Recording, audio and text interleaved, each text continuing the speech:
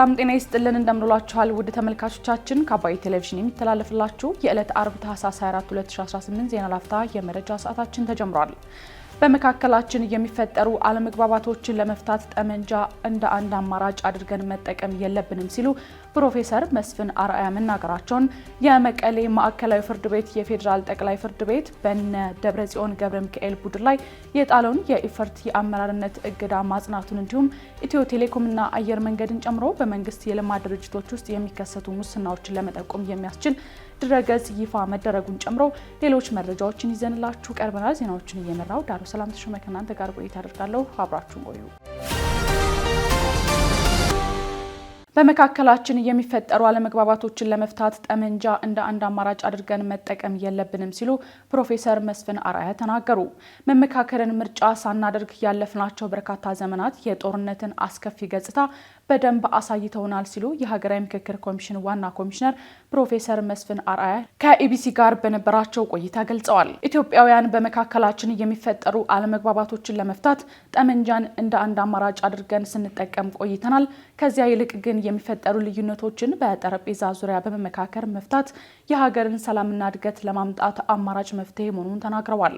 ሀገራዊ ምክክሩ መግባባት የሚፈጠርበትና ሁሉም አሸናፊ የሚሆኑበት እንደሆነ የገለጹት ዋና ኮሚሽነሩ የተለያዩ ሀሳቦች በእኩልነት የሚስተናገዱበት መድረክ መሆኑንም ተናግረዋል።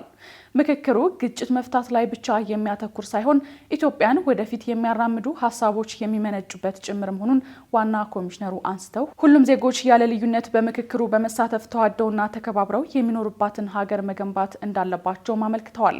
ሀገራችንን አንድና ሁለት ሶስት እርምጃ ወደፊት ለማስኬድ ህዝቦቻችን በእኩልነት ኢትዮጵያ የጋራቸው የምትሆንበት ተከባብረው ተፈቃቅደውና ተፈቃቅረው የሚኖሩበትን ሀገር ዲሞክራቲክ በሆነ መንገድ መፍጠር ካለብን ይሄ የዲሞክራሲ የመጀመሪያው ሀሁ ነው ብዬ አስባለሁና ስለዚህ ጠንካራ ሀገር ለመመስረት መጀመሪያ ነፍጥ ኋላ ቀር የሆነ አካሄድ መሆኑን ተገንዝቦ ምክንያቱም በነፍጥ የሚመጣ ሰላምን የማስከበር ሂደት ይበልጥ በተቃራኒው ሰላምን ማደፍረስ አንደኛውን ተሸናፊ ሌላኛውን አሸናፊ ማድረግ እንጂ ከዛ በላይ የሚፈይደው ነገር እንደሌለ ላለፉት ቢቻል ቢያንስ በግማሽ መቶ ዓመት ውስጥ አስተውለናል። ስለዚህ ጠንካራ ሀገርን ለመገንባት ከእንግዲህ ወዲያ የሚያዋጣን ሁላችንም ቀደም ብሎ የተናገሩት እንደገለጹት አሸናፊ ሆነን መውጣት ካለብን በሀሳብ መፋጨት አለብን። ሀሳብን ወደፊት ማምጣት አለብን። ተከባብረን የምንነጋገር የምንደማመጥና መግባባት ላይ የምንደርስ ህዝቦች መሆን መቻል አለብን እና ለዚህ ሂደት ሀገራዊ ምክክር ፍቱን የሆነ አካሄድ ነው። የእኛን ሀገራዊ ምክክር ሂደት ደግሞ ከብዙ የዓለም ሂደቶች የተለየ የሚያደርገው የተወሰኑ ልሂቃን ወይም ምሁራን ላይ ያተኮረና በተወሰኑ አጀንዳዎች ላይ ትኩረት የሰጠ ሳይሆን ከህዝቦቻችን የሚነሱ ጥያቄዎችን በጋራ ሆነን የምንፈታበት ሂደት ስለሆነ ለልማታችንም ለጥንካሬያችንም በአካባቢው ጠንካራ ሆነን ለመውጣትም አዋጪ የሆነው ሂደት ሀገራዊ ምክክር መሆኑን መገንዘብ ይኖርብናል ብዬ ማለት እችላለሁ። በተመሳሳይ መረጃ የመንግስት ኮሚኒኬሽን አገልግሎት ባወጣው መግለጫ ዘላቂ መፍትሄ ለማምጣት በእውነተኛ ፖለቲካዊ መሻት ለውይይት ለሰጥቶ መቀበልና ለጋራ መፍትሄ ሁሉም የበኩሉን አስተዋጽኦ ሊያበረክት ይገባል ሲል አስታውቋል። አገልግሎቱ ምክክር ለጋራ አሸናፊነት፣ ምክክር ለዘላቂ ሰላምና ለጠንካራ ሀገረ መንግስት ግንባታ በሚል መልእክት ያስተላለፈ ሲሆን ኢትዮጵያ ለዘመናት ያለመግባባትና የንትርክ እንዲሁም የእርስ በርስ ግጭት ምንጭ የነበረው ኋላቀር የፖለቲካ ስርዓት የወለደው ችግር ነው ብሏል። ችግሩን በመሰረታዊነት ለመቅረፍና በሀገራዊ ጉዳዮችና በብሔራዊ አጀንዳዎች ዙሪያ የሚታዩ ልዩነቶችን ለማድረግ ሀገራዊ ምክክር ወሳኝ ጉዳይ መሆኑንም ገልጿል። ኢትዮጵያውያን የመጣንበት የግጭትና የጦርነት አዙሪት በቃን የምንልበት ትክክለኛው ሰዓት አሁን ነው ያለው የመንግስት ኮሚኒኬሽን አገልግሎት በመግለጫው ግጭት ማንንም አሸናፊ የማያደርግ የጥፋት አዙሪት ስለሆነ የሀገራዊ ምክክር ሂደቱን ስኬታማ ማድረግ፣ ችግሮችን በሰላማዊ መንገድ መፍታት፣ የህግ የበላይነትን ማስፈን ለሁሉም ኢትዮጵያውያን የምትሆን ሀገር ለመገንባት ያግዘናል በማለትም አስገንዝቧል። የመቀሌ ማዕከላዊ ፍርድ ቤት የፌዴራል ጠቅላይ ፍርድ ቤት በነ ደብረጽዮን ገብረ ሚካኤል ቡድን ላይ የጣለውን የኢፈርት የአመራርነት እገዳ አጸና።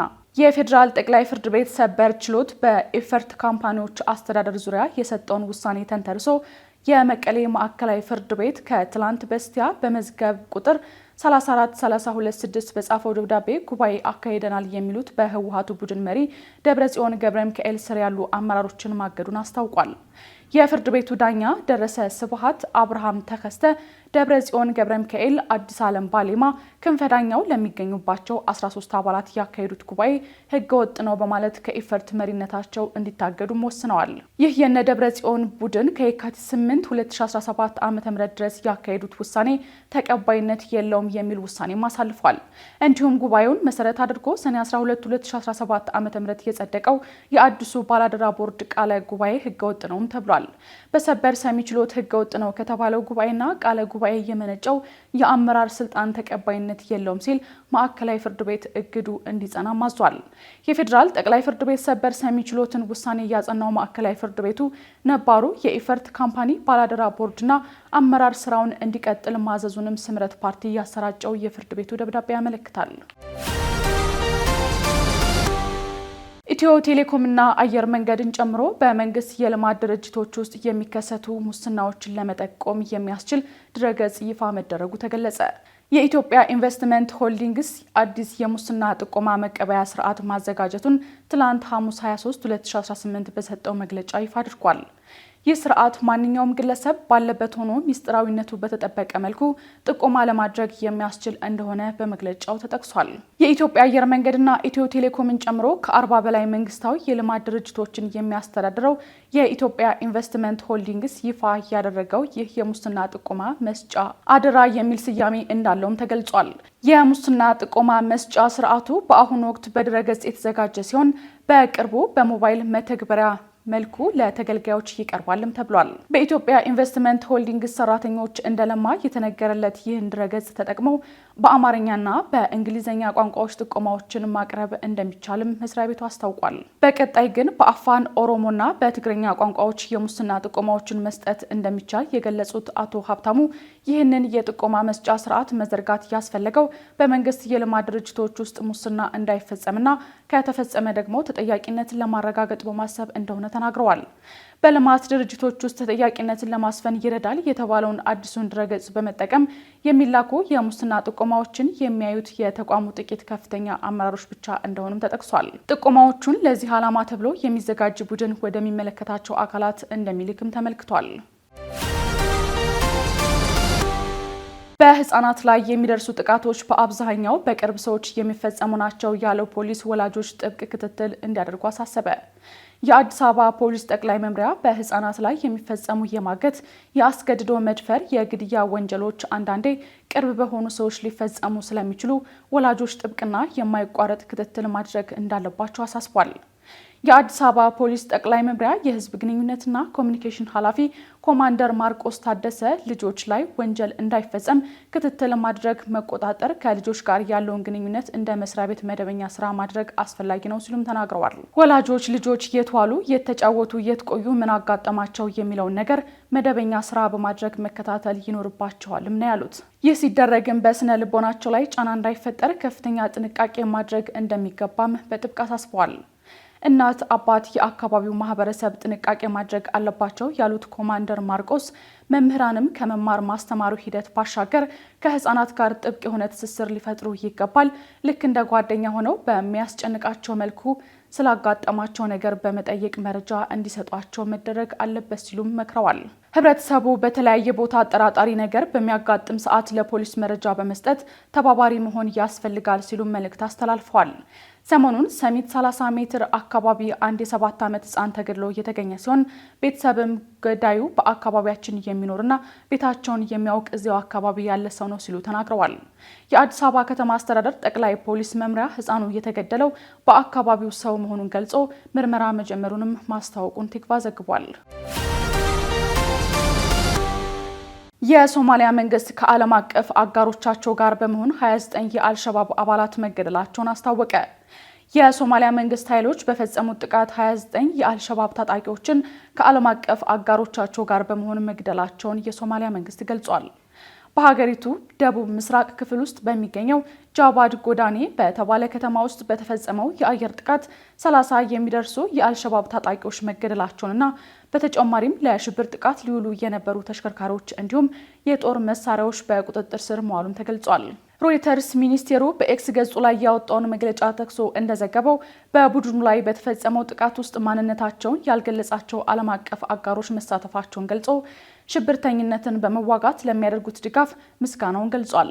በሶማሊያ ውስጥ የሚንቀሳቀሰውን ታጣቂ ቡድን ለመዋጋት በአፍሪካ ህብረት ጥላ ስር የተለያዩ ሀገራት ወታደሮች በሀገር ውስጥ ተሰማርተው የሚገኙ ሲሆን አሜሪካና ሌሎች ምዕራባውያን ሀገራት ደግሞ የአየር ጥቃትን ጨምሮ የተለያዩ ድጋፍን ይሰጣሉም ተብሏል።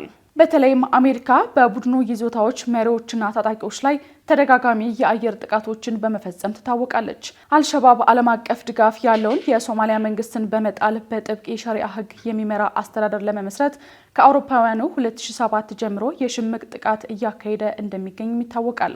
ከዓለም አቀፉ ቡድን አልቃይዳ ጋር ግንኙነት እንዳለው የሚነገርለት አልሸባብ በዓለም ላይ ከሚጠቀሱ የሽብር ቡድኖች መካከል አንዱ ነው።